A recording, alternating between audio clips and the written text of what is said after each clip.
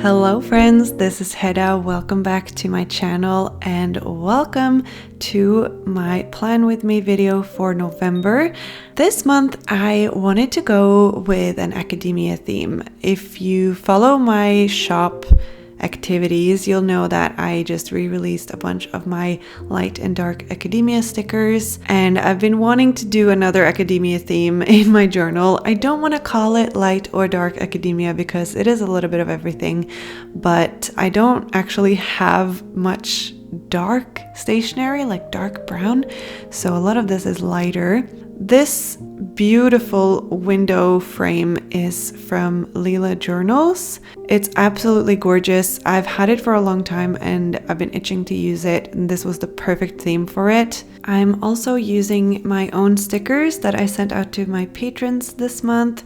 You can still get these by joining the Charles or the Twin Charles tiers during October. I really like how they turned out this month. I feel like I just jumped into this video with little to no introduction. If this is the first video you're watching from me, you might be a little bit confused, but I am setting up my bullet journal.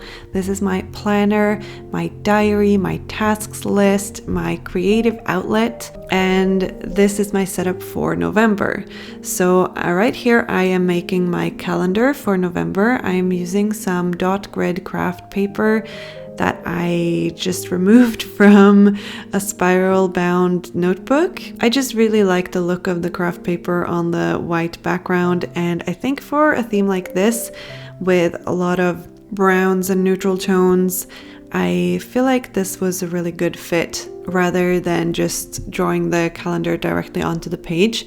And this is also a very collage heavy setup, so when doing lots of collages I actually prefer to have the calendar on a separate piece of paper because then I can kind of frame it with a collage poking out from underneath it. I decided to use these alphabet stamps from Notebook Therapy to stamp all of the dates on my calendar, and it was quite fun actually. I think that it worked out quite well. They're not too big, but they're still plenty visible.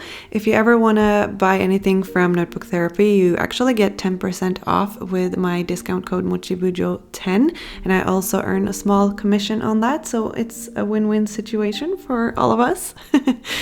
I decided to go with black ink here instead of brown. Normally when I do these kind of neutral themes, I tend to go for a brown ink pad, stamp pad, but this time I went with black because I wanted that dark contrast, I guess, because I don't have that much dark stationery. I guess I'm just really lacking in the dark academia department, but at least I have some brown, I have some light academia themed stuff, and I actually think that this setup turned out super pretty.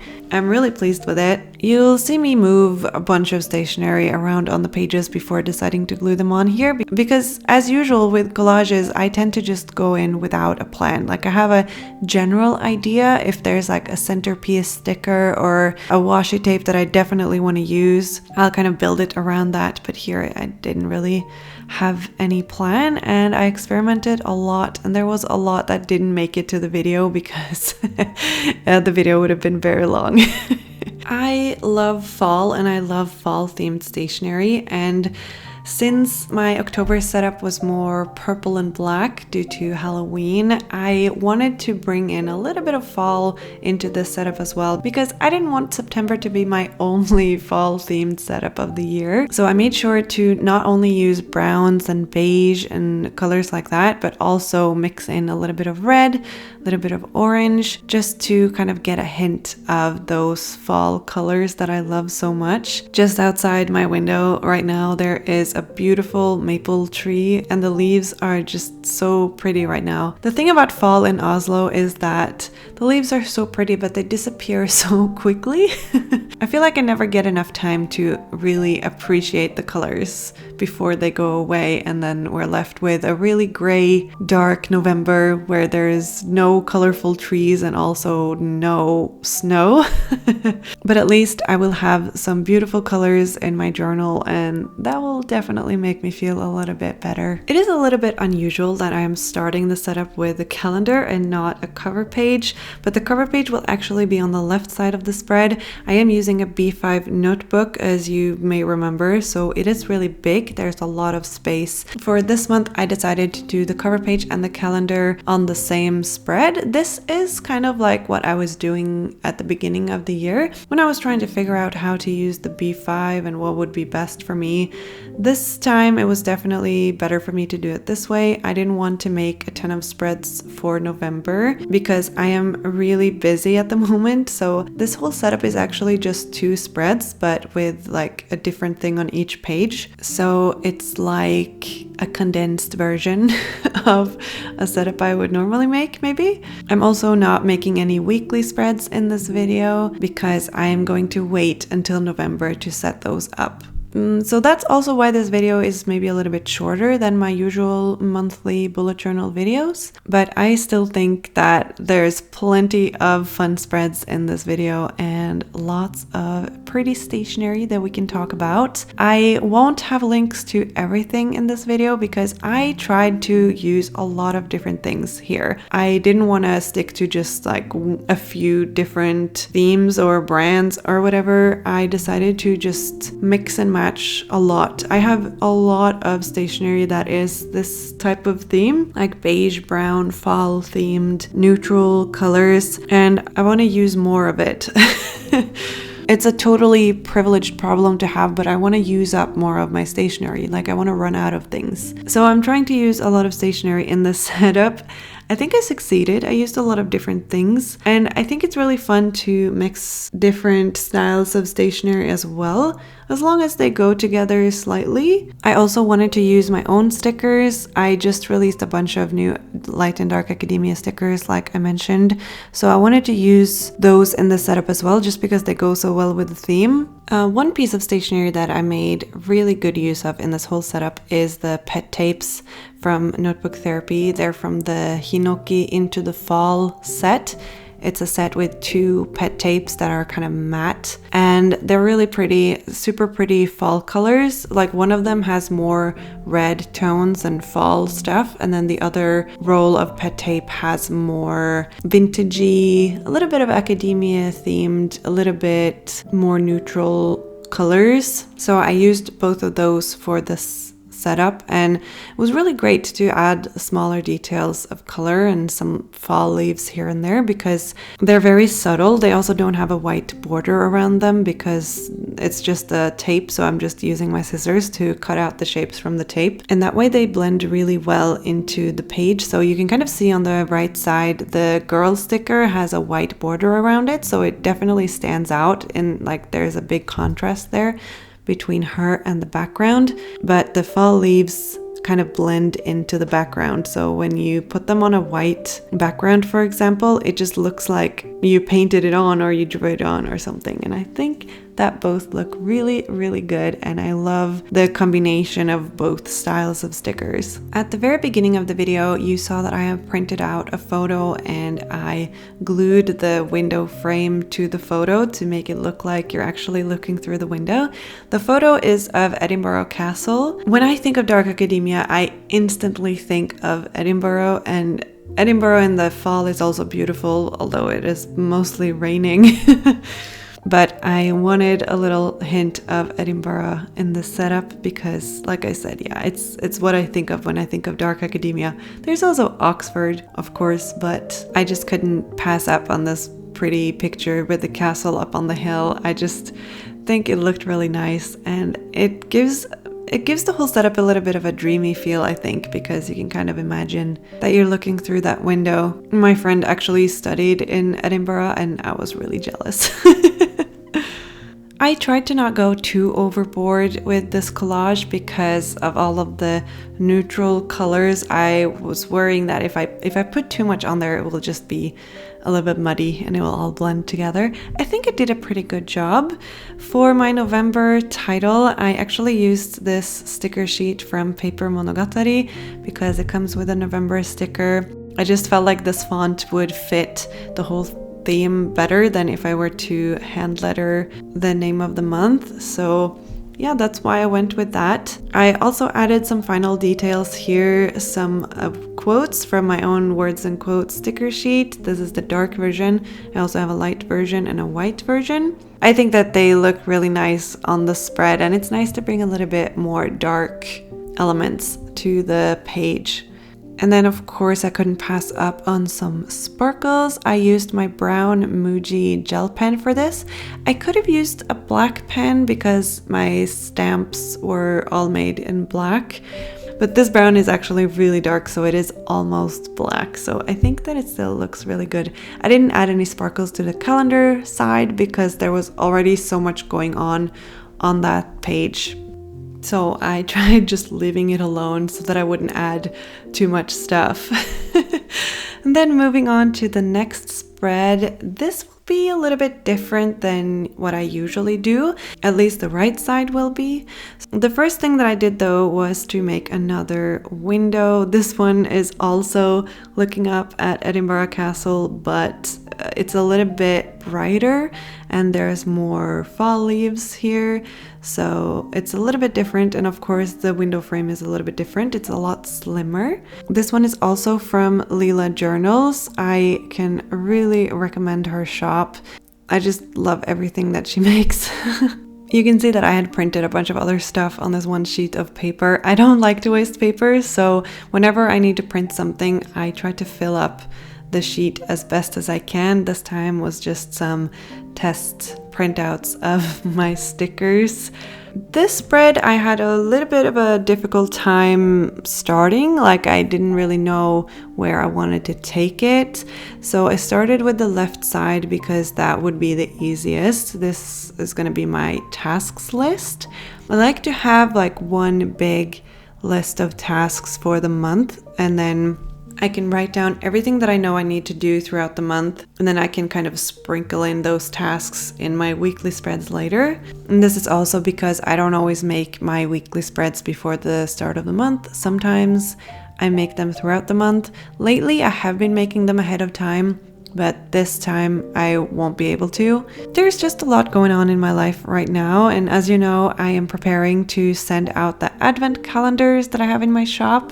You can still buy them, I have a few left. I'm still waiting for the final products though, so I haven't sent out any yet. But the estimated time of arrival of the final products is just around Halloween, so I'm estimating that the first advent calendars will go out at the very beginning of November, and hopefully that will be enough time for them to reach their destinations before December 1st. And if not, unfortunately there isn't much I can do about it at this point, but it will at least let me know that I need to start planning for the advent calendars and putting up the pre-orders in the shop earlier next year if I want to do it again next year. Up until this year, my little shop has strictly been a sticker shop, but with this advent calendar, I've just, I guess, opened up a door to the world of other products. So there will be a lot of new products coming in November and December in my shop, and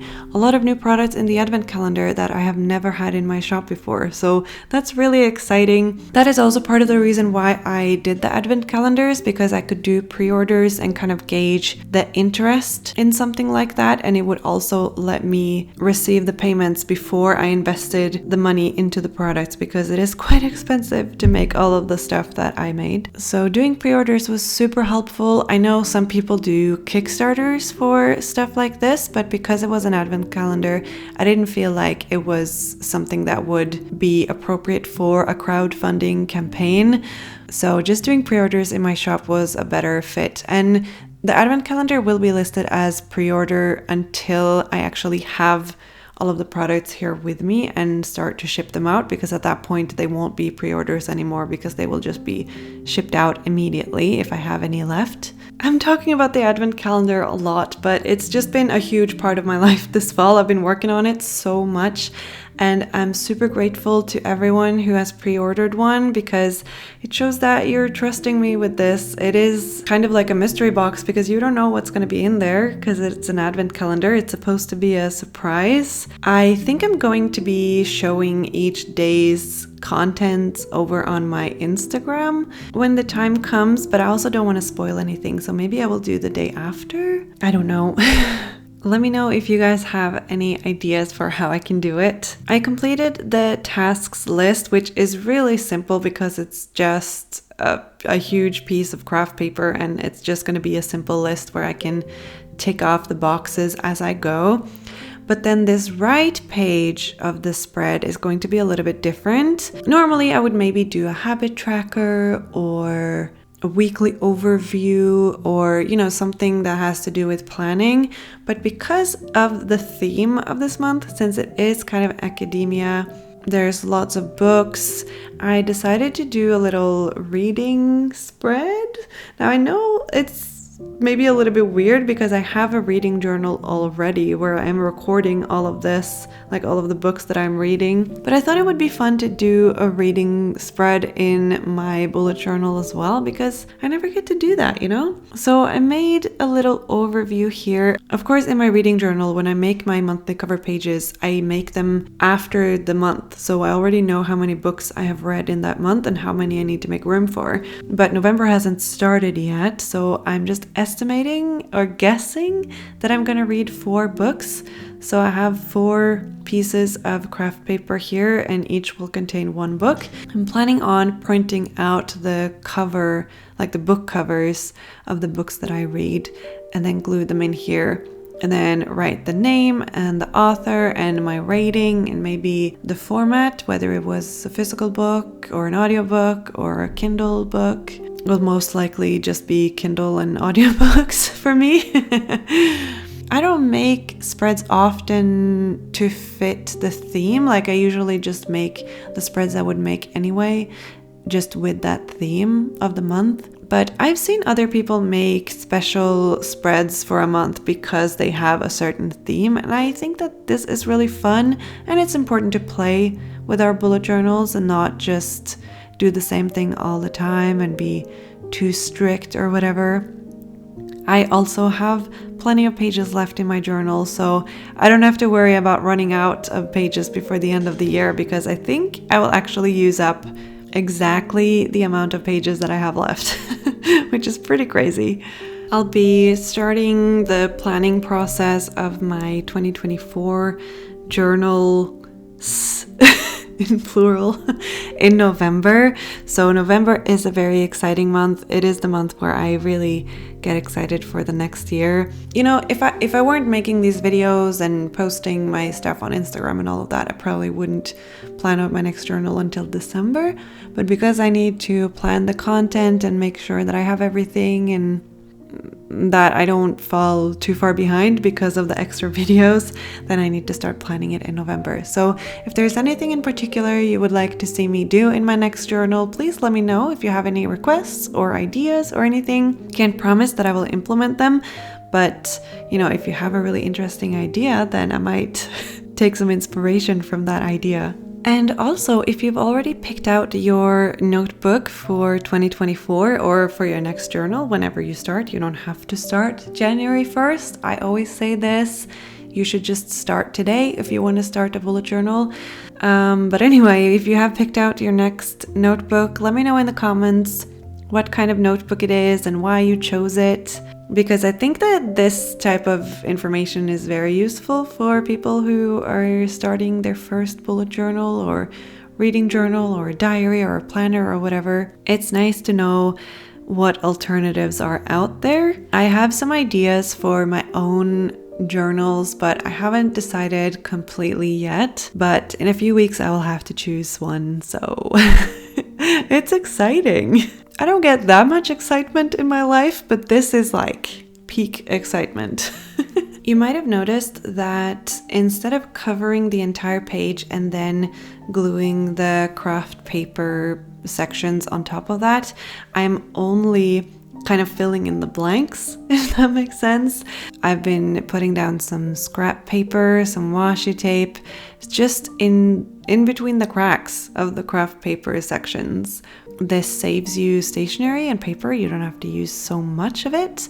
And I also think that's all you need, really, because it's all that will be visible. I didn't want the white space to be visible behind there because I have framed the whole thing so thoroughly, and I wanted the top and the bottom of the craft paper to be the same distance from the top and the bottom of the page as the tasks list on the left side. So there are a few things that I think about when setting up a spread like this. I do like a little bit of symmetry, or at least some balance, if not symmetry. The thing is that with collages, you can never really know what it's gonna look like at the end, but I try to always keep it fairly balanced. To me, the balance is the most important part of a collage spread, that it doesn't feel like it's heavier on one side than the other, or that the color is uneven, or that it just looks unbalanced. So I always try to think about the balance. And if you haven't done much collaging and you want to try it, maybe that's something that you can keep in mind to keep it balanced. If you like that, of course. Not everyone will like that look. So this is just my personal preference. There are no rules, of course, when it comes to collaging. And when it comes to your own notebook and your own journals, you do whatever you want. Don't follow any rules and don't do what everyone else does unless you really want to. Here I'm just putting on some final touches to the spread and of course drawing the lines around the craft paper section so that they will match the other craft paper sections in the setup. I added these red kind of watercolor looking stickers here and there to get that little pop of color so that it's not entirely brown and beige. I think it looks really nice. And that's it really for my November setup. I'll be setting up my weekly spreads later, like I said. So for now, this is all I have. So here's a little flip through and some close-ups so that we can take a look at the spreads that I made. I'm really pleased with how they turned out. I think that they feel very me. And this theme is also very pleasing to me. Like, it feels very calm. So I really like that. It's been a while since I was a student now, but I love being a student, and this kind of brings me a little bit back to that. I hope that your October is going well so far, and I want to say a big thank you to all of you for watching this video. And if you watched it all the way to the end, please put a book emoji in your comment. Any kind of book. Doesn't have to be a specific one. It can be a book stack or a single book. Just to let me know that you watched the video all the way to the end. Be sure to subscribe to my channel if you haven't already, and click that like button on this video if you enjoyed this video, because that really helps me. It helps YouTube show this video to more people. And I think that's all for today. I hope that you're all having a lovely day, and I'll see you next time. Bye!